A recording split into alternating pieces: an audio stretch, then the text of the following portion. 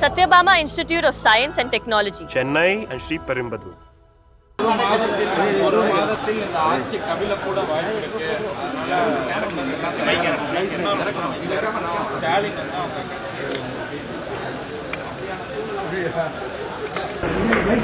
இல்லை, அது அவங்கள்ட்ட தானே நீங்கள் கேட்கணும். யார் சொல்கிறாங்களோ அவங்களுக்கு தானே தெரியும் எப்படி ஆட்சி கவிழ போகுதுன்னு.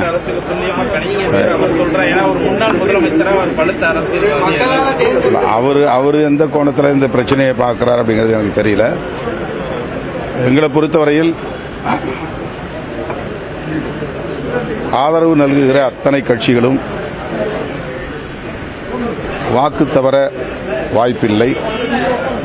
குறிப்பாக விடுதலை சிறுத்தைகள் கட்சி, இடதுசாரிகள், இந்திய யூனியன் முஸ்லீம் லீக், இந்த கட்சிகள் தாவேகாவுக்கு அளித்த வாக்குறுதிகளை கட்டாயம் காப்பாற்றும். காங்கிரஸை பொறுத்தவரையில் எல்லா கட்சிகளுக்கும் முன்னதாக அந்த அணிக்கு ஆதரவு மட்டும் நல்காமல் கூட்டணியில் இணைகிறோம், உள்ளாட்சி தேர்தல், நாடாளுமன்ற தேர்தல் வரையில் என்னென்ன தேவைகள் என்பன குறித்து அறிவித்துவிட்டு அவர்கள் அந்த கூட்டணி உறவை உறுதிப்படுத்தினார்கள். அடுத்து இடதுசாரிகள் வெளியிலிருந்து ஆதரவு நல்குகிறார்கள். 5 ஆண்டுகள் வரையில் இந்த ஆட்சி தொடர வேண்டும் என்பதே இடதுசாரிகளின் விருப்பம் என்பதை திரும்ப திரும்ப அவர்கள் உறுதிப்படுத்தி வருகிறார்கள். அதே நிலைப்பாட்டைத்தான் விடுதலை சிறுத்தைகள் கட்சியும் கொண்டிருக்கிறது. எனவே இந்த ஆட்சி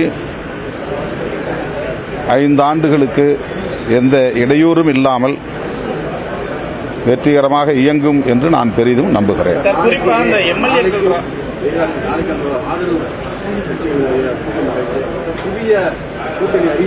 அது அங்க போய் பேசின பிறகுதானே தெரியும். முன்கூட்டியே இப்படி நானா சொல்ல முடியாதுல்ல.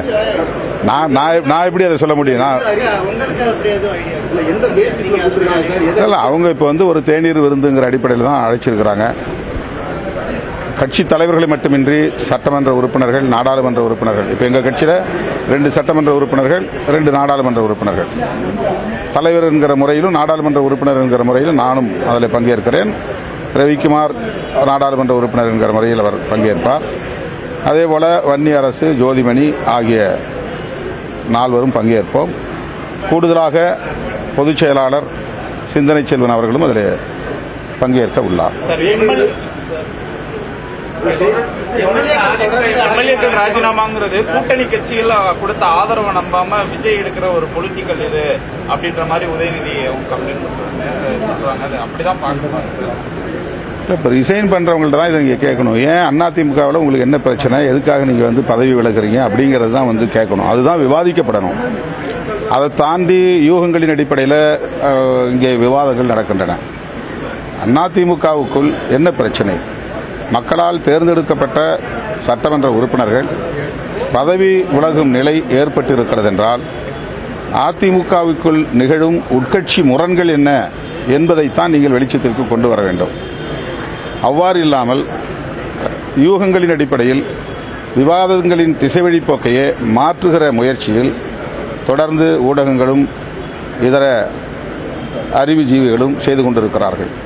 ஆகவே 6 பேர் இதுவரையில் அதிமுகவிலிருந்து பதவி விலகியிருக்கிறார்கள் என்றால் இது அதிமுகவுக்குள் நிகழ்கிற மிக முக்கியமான ஒரு பிரச்சனை, ரொம்ப சீரியஸா விவாதிக்க வேண்டிய ஒன்று.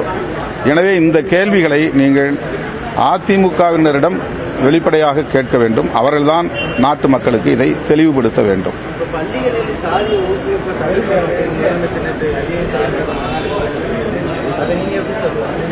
அதனை நான் வரவேற்கிறேன்.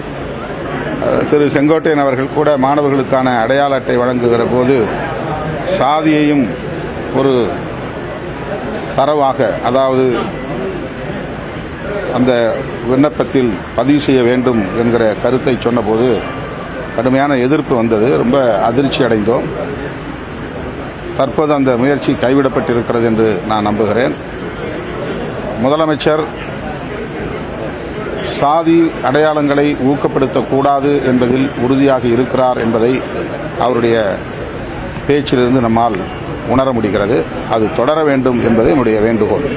அமைச்சர் ஒருவர் போதைப்பொருள் பயன்படுத்தி போன்ற ஒரு நிரூபிக்கணும். ஏன்னா அதுக்கப்புறம் தான்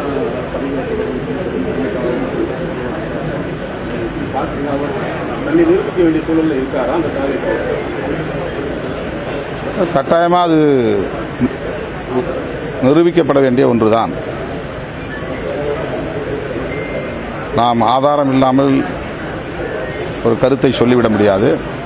ஆனால் ஒன்று அனைவரும் அறிந்த உண்மை, தமிழ்நாடு மட்டுமல்ல இந்தியா முழுவதும் போதைப்பொருள் புழக்கம் அதிகரித்திருக்கிறது. 2 நாட்களுக்கு முன்பு ஆந்திரா ஓங்கோலுக்கு நான் சென்றிருந்த போது ஒரு தாயார் வந்து அழுதார். தன்னுடைய மகனை காவல்துறை பிடித்து விட்டது, தன்னுடைய மகன் விபத்திலே பலியாகிவிட்டார், அதில் தொடர்புடையவர்களை இன்னும் கைது செய்யவில்லை என்ற வேதனையை வெளிப்படுத்தினார். அதன் பின்னணியை கேட்டறிந்த போது அதிர்ச்சியாக இருந்தது. அந்த இளைஞர் மீது மோதிய லாரி கஞ்சா செடிகளை ஏற்றி வந்த லாரி, அதுவும் தமிழ்நாட்டிலிருந்து வந்த லாரி என்று சொன்னார்கள். பாதிக்கப்பட்ட குடும்பம் தமிழ் பேசுகிற குடும்பம், ஆனால் ஆந்திராவை சார்ந்த குடும்பம். ஆக கஞ்சா செடி உட்பட பல போதைப் பொருட்கள் வெளிப்படையாக மாநிலம் விட்டு மாநிலம் செல்லுகிறது, வெளிப்படையாக குக்கிராமங்கள் வரையில் புழங்குகிறது என்பது மிகவும் கவலை தரக்கூடிய ஒன்று. இதில் எந்த கட்சி இதற்கு பொறுப்பேற்க வேண்டும் என்று விவாதிப்பதை விட இந்தியா முழுவதும் இது எப்படி பரவுகிறது, இதற்கு யார் பின்னணி என்பதையெல்லாம் கண்டறிந்து இதை ஒரு கட்டுக்குள் கொண்டு வர வேண்டும் என்பதுதான் நம் முன்னால் இருக்கிற முக்கியமான ஒரு சவாலாக நான் பார்க்கிறேன். மத்திய நிதியமைச்சர் நிர்மலா சீதாராமன்